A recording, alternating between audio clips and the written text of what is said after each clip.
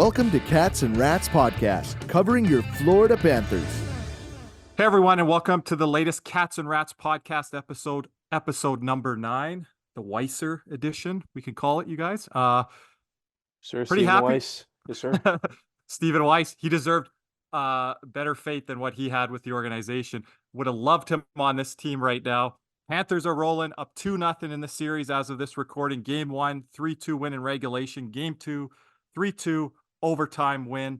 Lots to break down in this one, but I'm going to throw to my one of my co-hosts here first, Nick Levine, also joined by Cody Stevens here today. Nick, you were in the building for both games. Just talk to us a little bit about the atmosphere. Any fun stories about Game 1 or Game 2 while you were in the building? What a time! What a time to be a Panther. Kirby, nice speaking to you too, man. That the atmosphere in both games, like I remember vividly 2 years ago. Everybody was kind of, talking crap about, the atmosphere in the Panthers game, particularly during that Lightning series, the one we got swept. And, to just see again, it's still a work in progress, but overall, the crowd has been unbelievable these first 2 games. From that Sergei Bobrovsky save, in my opinion, the reaction after that beat any reaction after the goal. That was unbelievable. And just the whole thing, really, the whole atmosphere, really, the Panthers have been pushing the pace of play, and it's just been unbelievable to see where this franchise has gone in just a short period of time. It was some of the best moments. This beats any playoff. Game 2 for me beats any home playoff game for last year, the overall experience of it. So it's just been unbelievable. Well, Nick, it was awesome that you were able to attend those games live. You've attended so many games live through this past season, and obviously the last playoff run, being in attendance for all those games. Cody, what are your thoughts on early on here with the Panthers and kind of how this series is shaping up? And we'll get into greater detail here in a second, as I've got a lot of points of emphasis to mention in this series, and a lot of them are leaning towards the Panthers as of right now. I mean, this is a start that every Panther has dreamed of in this series. Tampa Bay being our demons of the past that we need to slay in order to move forward. Everything's leaning more in Florida's favor. Like you said, we're gonna get more into detail into it, but right now it's hard for me to think about this team losing 4 out of the next 5. I really don't think it's going to happen. Gentlemen, I wanted to start with the goaltending battle first, but I think we're going to switch that up here on the fly. And we're going to talk about the coaching matchup. John Cooper and Paul Maurice, heard on the national broadcast, these are 2 of the most calm coaches, cerebral coaches. Nothing really phases these 2 gentlemen. But right now, you got to give the edge to Paul Maurice here early on in this series. Nick, if you want to start here, Cody, jump in anytime. Kind of just break down this coaching matchup here that we thought was a really critical head-to-head kind of matchup here coming into this series, and whatever way it would slant would probably, maybe that's the way the series would go. And when you take a look at John Cooper, first of all, you take a look at what Paul Maurice has done, obviously having the home ice advantage with the matchups, right? Alexander Barkov's line being out there against the Kucherov line. It's been a big story in this series, but hasn't really just been that. The Lundell line and the Bennett line has been matched up against it. I think it's more I think both coaches, obviously, they're terrific coaches. I think John Cooper is a little handcuffed here when it comes to certain things. You take a look, I know yesterday he swapped Duclair and Hagel, first and second line.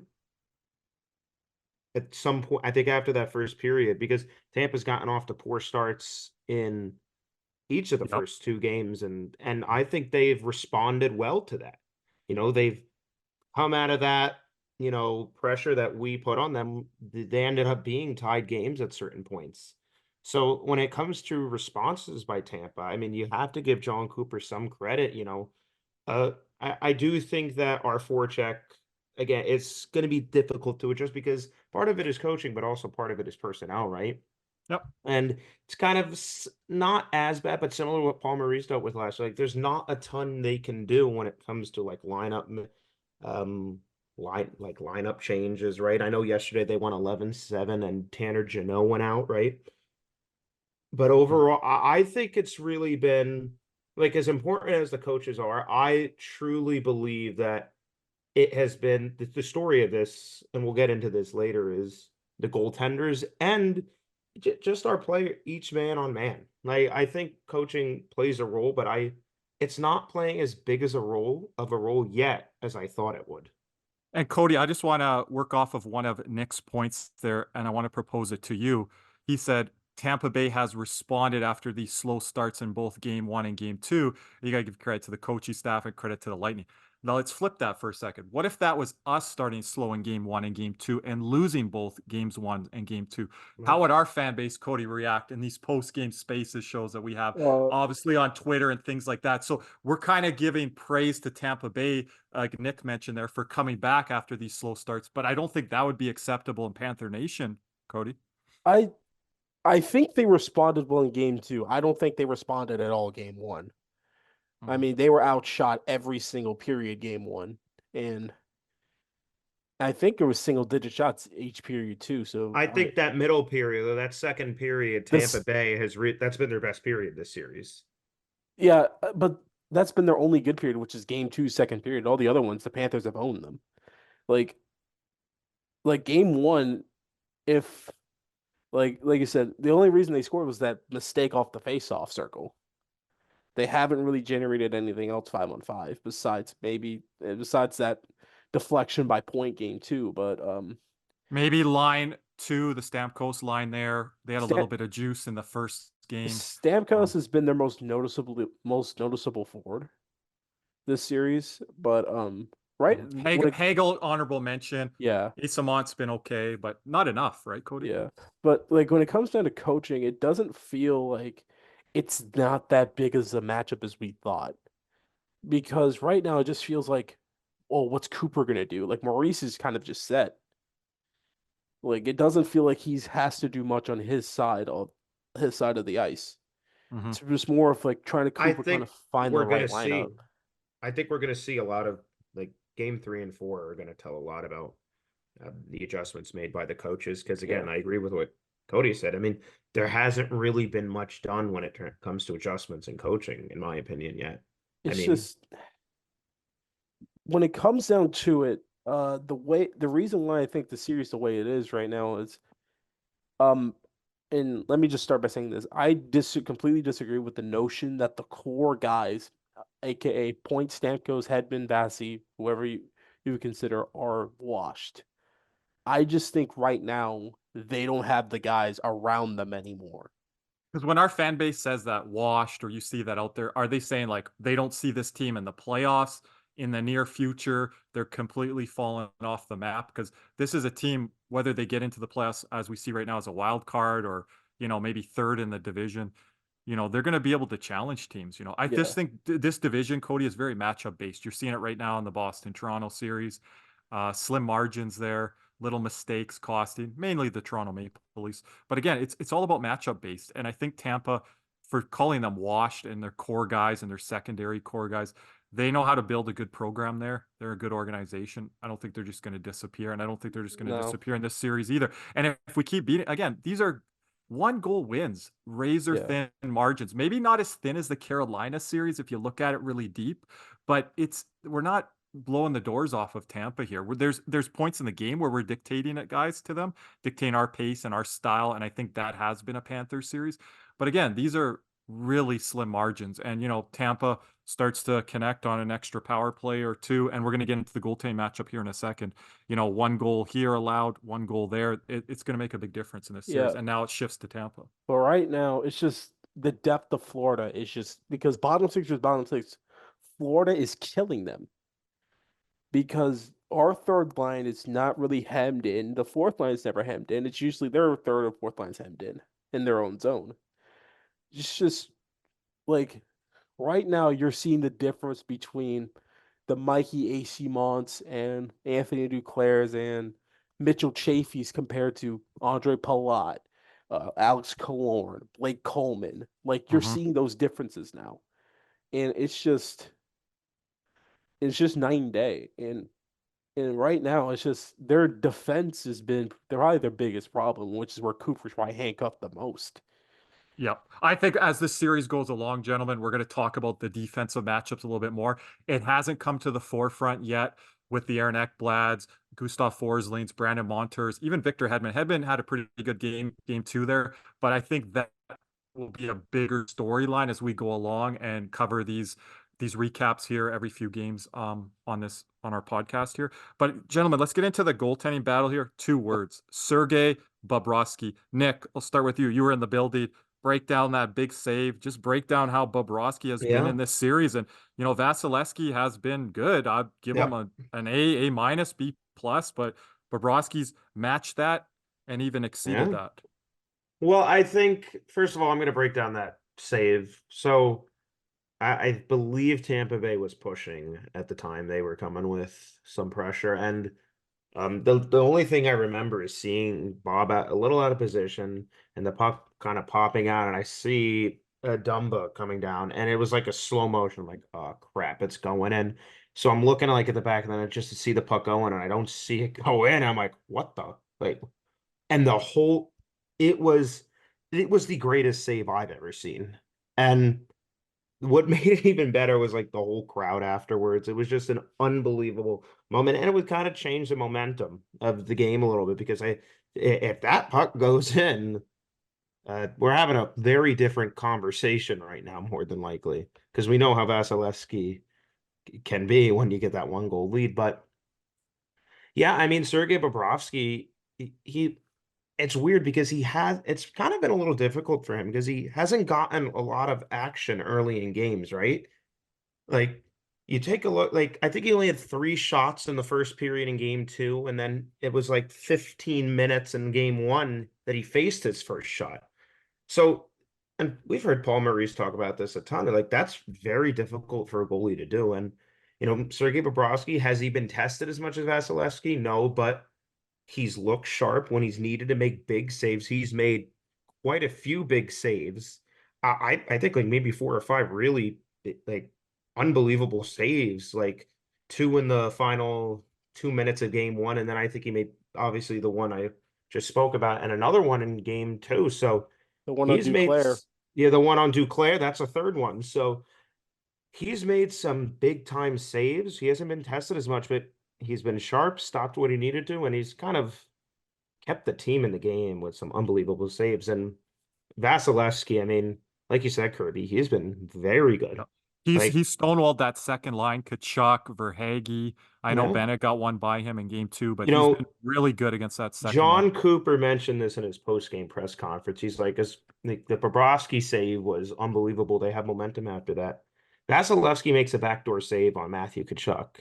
And he says if that goes in, that changes everything. Bobrovsky, the big save, Kachuk, if he scores there, completely flips the script.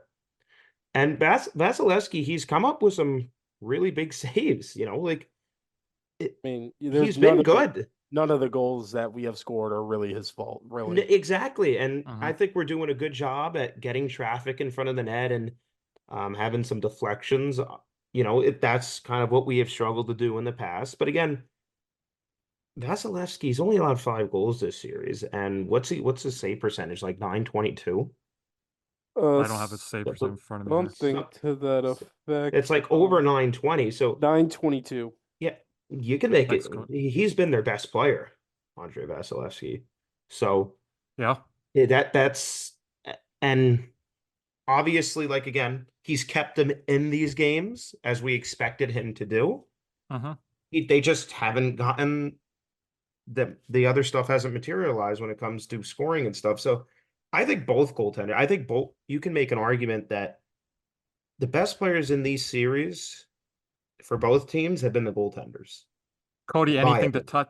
Yeah, Cody, anything to touch on there that Nick didn't on either Bob, Vasilevsky, or his goaltending matchup in general? Bob has only faced 42 shots in 2 games here, which is significantly lower than what he was facing last playoffs. He faced probably 42 in 1 game. Now he's facing 42 in 2 games, which speaks to the level of how much our defense has just been way better this year because of shot suppression, penalty killing percentage, Yeah. and opportunities, and all of that, Cody. and just upgrades on personnel. Yeah, But even better back checking forwards, adding the Erods into the world. Lundell being a year older, Luosterainen a year more experience. Having a guy like Kevin Stenlund in there, 5-on-5 penalty kill, having Nick Cousins down the lineup further has really added some depth to the Panthers here and some juice to the lineup.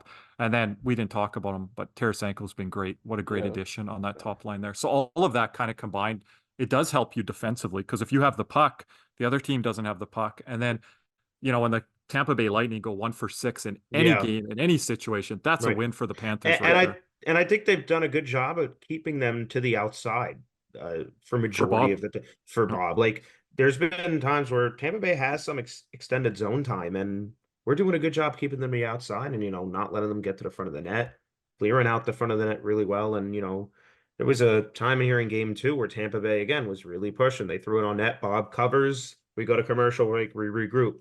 So it's been obviously a collective effort of every forwards, defense, goaltending, but like I said, he hasn't been tested that much, but there are 4 or 5 big saves you could point back to here that really are the big reason why the Panthers, and in key moments too, that the Panthers have this serious lead, really.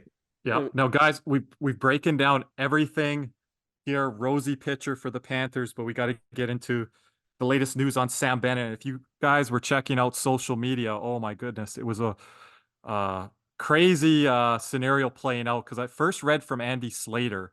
Kind of one of the initial tweets that I read, he said, just in, Florida Panthers center Sam Bennett will be out for a lengthy period of time. Multiple sources tell me. And then later on, you see Jamison Olive. I've got one from Tim Reynolds here that said Sam Bennett, about an hour after Andy Slater's tweet, Sam Bennett will be out for at least a week.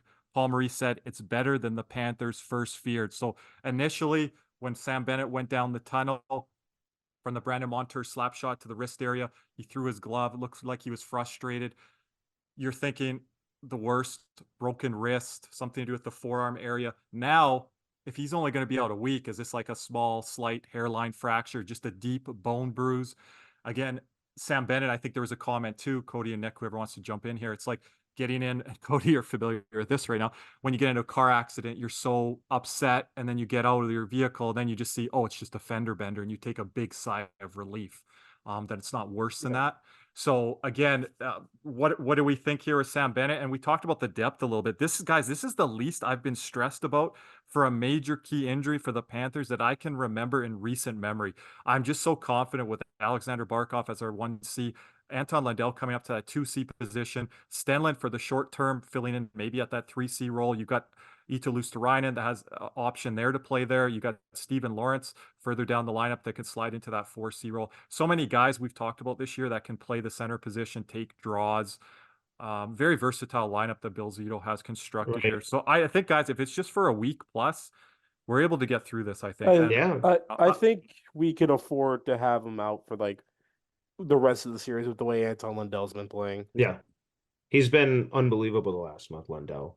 Like the last month of the regular season and coming into the playoffs. And I think another key thing here is, and this is kind of where we're seeing the improvements from last season, is if this happened in game 1 last year, Sam Bennett wasn't in the lineup and Eric Stahl was the number 3 center.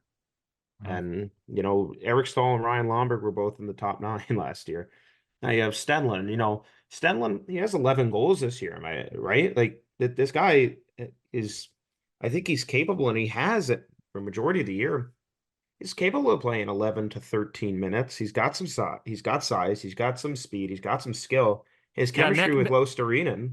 Nick, I told you 14 plus minutes. I mean, this guy, like, especially for the time being, that's a big thing. For the time being, it also helps that we have a 2-0 series lead. Don't get me wrong, right? Yeah.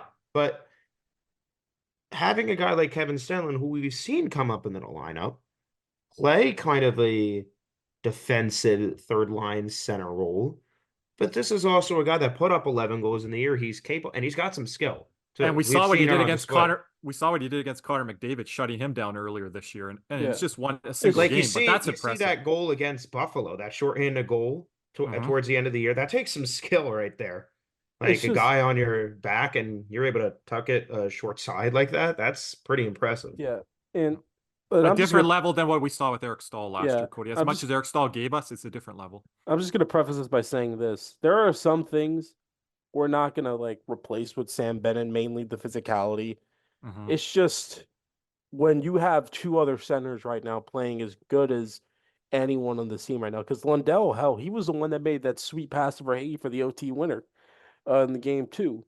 So just, I think this speaks more volumes of the way Lundell has played instead of like Bennett's injury per se.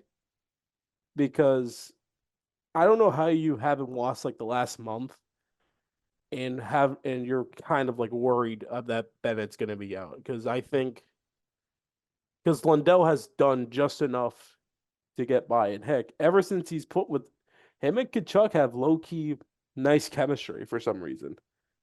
I Yeah, I don't know. love their chemistry. I've always noticed that when those two get put together. And it doesn't mean it's always producing in goals, Cody, but just how they move through all three zones.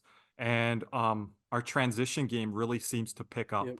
when they're together, even when they're And just put I together also think within one it's game. important not to underestimate Anton Lundell's I don't want to say physicality, but his style of game, like the style of game he can play. Like Kachuk, we know he's going to play along the boards and grind it out. Anton Lundell's been doing that a lot in the playoff, but did it a lot in the playoffs last year. He's doing it again this Yep. year. I mean, below the hash marks, you see him really grinding it out, having that cycle game with Losterinen in game one, and this is It's a almost guy. like he's become the perfect Maurice player, Nick. Sorry to interrupt, but Yeah, it's like how we're not seeing it in 82 games of the regular season. Like, what is he giving us like tonight? And right. he just seems like really underwhelming. But he's buying into the Maurice system of like, when the playoffs are here, I'm ready to go. And he's kind He of proving it again early on in these playoff playoffs. performer. Yeah, and it's going to be a good opportunity for him too. Oh And yes, all eyes are on him right now. I was talking to a couple people earlier today on the phone. I'm thinking about it. I'm like, a guy I could really see him being comparable to for his, future 2C role is Anthony Cirelli on the Tampa Bay Lightning. A very defensively responsible two-way center, a guy that hasn't eclipsed 50 points in a regular season, but we know that Anthony Cirelli is a really good number two center. And I think that could be Anton Lundell. It's going to be interesting to see Lundell now. He's going to get obviously more of an elevated role, right? Yeah, But Minutes, everything. Yeah, every I want to see some power play time for Lundell. I still don't understand that. That's one of my gripes with Paul Maurice. Yeah, I mean, but it's going to be a great opportunity for him, and I think it's going to be a good opportunity for Stenlund too, because he's getting top 9 time now. So yep, it's going to be interesting to see how the depth's tested, and obviously Lomberg with the illness, we'll see what'll happen for line 4. But it's obviously just nice having versatility, like the so many depths are guys. Gadjevich, Oposo. There's so many guys we didn't have. I this think last you year. throw Gadjevich in this series, to be honest, just because of the speed of the Lightning. I don't know if got a little bit more physicality, like Cody, you mentioned to me off air. They're not getting it from the Austin Watsons of the world, and they're not getting it from the Tanner Jeannots. So if you put Gadjevich in there, you're starting to add if there is more a size. trade that has aged more poorly than Tanner Jeannot, man, they give like pretty much a whole draft class for him in a healthy bomb in the playoffs, especially when you give up like first, a second, a third, a fourth, and a fifth. That's damning right there. But another key for this series so far, the special teams has been in Florida's favor. And that's something I don't think Kirby, we talked about it on the preview. I don't think we expected this for Tampa's power play to be this anemic. Yeah, and a big part of that, of course, is Nikita Kucherov, who has not been good at all through these first 2 games. So yeah, we'll see it. We'll kind of see if that continues, guys. As we kind of wrap here tonight on Game 1 and Game 2, just let me know what you expect here out of Games 3, 4. You don't necessarily have to give me predictions, but what are you just kind of sensing over these next couple of games? And then we'll be back for another Cats and Rats podcast episode breaking down Games 3 and 4. Nick, Cody. I think it's gonna be a split at Emily.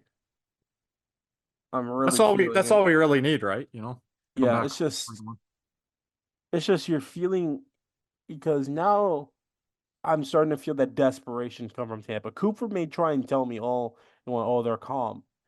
This is not the same group of guys that you've been calm with for the last couple of years. This is different. It is different.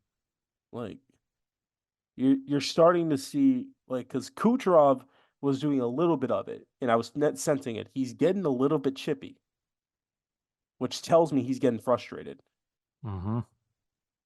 And it's just, I think And it's when we start to see Stamkos do that, Hedman, and then Vasilevsky's the big one, the head of the snake. If his body language starts to get, low, or he starts to be kind of boisterous in that net to the refs, to his defenseman in front of him, that's when it's almost game set match. And again, Nick's been a big proponent of this, like, let's focus one game at a time here. Some fans in the post game the other night, they're right. You guys are not enjoying this. Oh, we were enjoying it. I don't see how you cannot tell that we were enjoying it, but there's still a job at task here. And this is a championship DNA team in the Tampa Bay Lightning, so you can't count that out. Yeah. I don't think they're going to go out easy, for sure, if they end up going out. I think tomorrow is going to tell a lot. This is, it's kind of weird of what to expect, because, like, Kirby, we were talking, like, we didn't really have a good read on any of these first two games, like, in particular, game 2. But it was interesting to see, because, like, in game 2, I thought the Lightning were going to come out with that push, and it was the Panthers who did, right?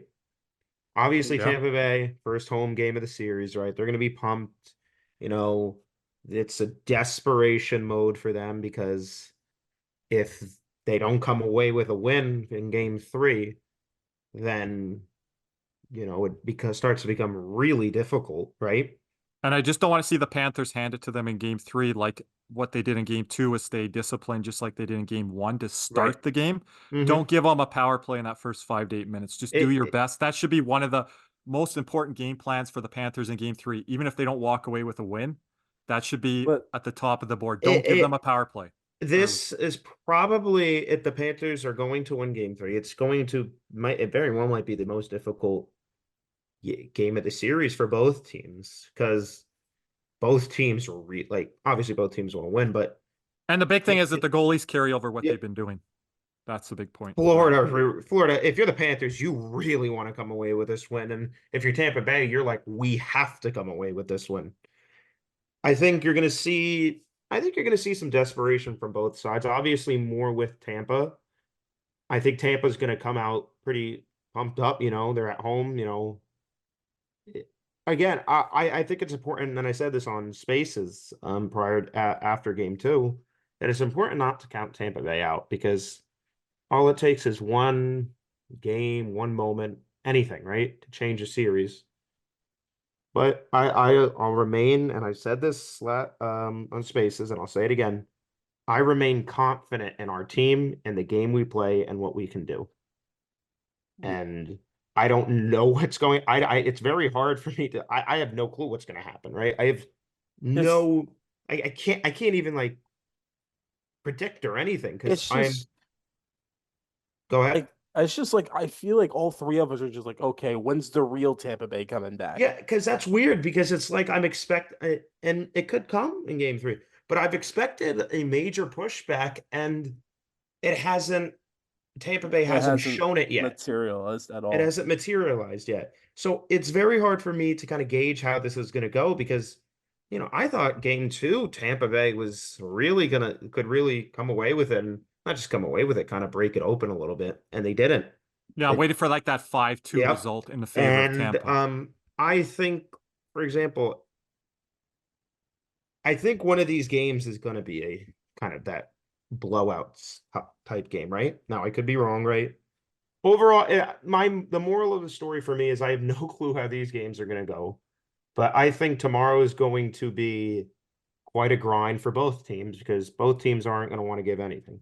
Yep. And, we're going to see what happens. But again, if both goalies show up, it's going to be a heck of a game, as it's been a heck of a series. But again, I feel confident that if the Panthers come and play the game that they have played, right, and they continue to improve on the game that they played, there's a reason why we should feel confident. So That's all I'll say about that. And Cody, anything on your behalf on Just- how game 3 and 4 is going to go? if you ask me, gun to my head, I think it's game 3 win Florida. I think it's a game 4 win for Tampa. Just the desperation's got to come soon. If it doesn't, then that's a huge indictment on Tampa's side. But but here's a stat for like game 2, just to like kind of be clear, because in my opinion, the second period was Tampa's only period that they actually kind of won, because Florida's won every other period. Tampa had 15 shots on goal yesterday in the second period. Florida had 14, but I think Tampa had a lot more high danger. And the other 3 periods, because I'm including overtime in this, Tampa had 3 shots in the first, 5 in the third, 0 in overtime.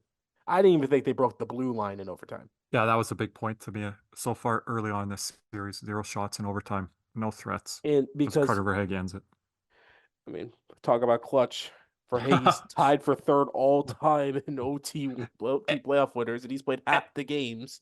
And again, everyone's listening to this podcast. You need to join us for the post-game spaces. Like, it's off the chain when Carter Verhaeghe does these magical things. Matthew Tkachuk last year, Bobrovsky, all these special moments within Panthers lore and history. Now, you got to be there right after the game, and you just get the raw emotion from us, you know? Yeah. I think it's good that we record this not live, because there would be some colorful language and things like that our producer and our 5 Reasons Sports Network would have to edit out. So this is why we kind of record after the fact. And again, don't worry, Manny, we got you.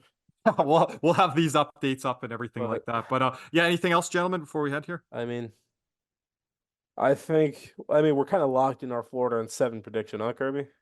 Yeah, we kind of are. So not that we're cheering for Tampa, and I will take any type of sweep or Panthers in 5. But again, that's kind of where we were situated. And yeah, like Nick mentioned too, we kind of expect that pushback from Tampa. So we'll see if they have it. It's going to be interesting here. Going to be interesting. So yeah, as we go out here, I just want to give a shout out to our CanesWear sponsor. We did another giveaway contest. Make sure to follow me at KJ_loops. That's LUPS. And also our Instagram page, cats_and_rats_podcast. And again, we'll do a $25 gift card giveaways there every playoff round here down the stretch. And we just want to let you guys know, CanesWear, you can get all Panthers gear there. It's not just Miami Hurricanes, Dolphins, Heat. There's a ton of Florida Panthers gear there. New gear that they have in, unboxing videos that I put on my Twitter page. So make sure to check those out, and just let you know on CanesWear, Panthers Fever is here. Are you geared up? CanesWear and Davie is a place for all your Florida Panthers needs. They have the latest gear for our favorite NHL team: jerseys, polos, t-shirts, hoodies, hats, and more. CanesWear has you covered. Stop by their store in Davie or at pantherswear.com. Again, that's pantherswear, WEAR.com for all your Panthers gear. And as we go out, as always, let's go Cats.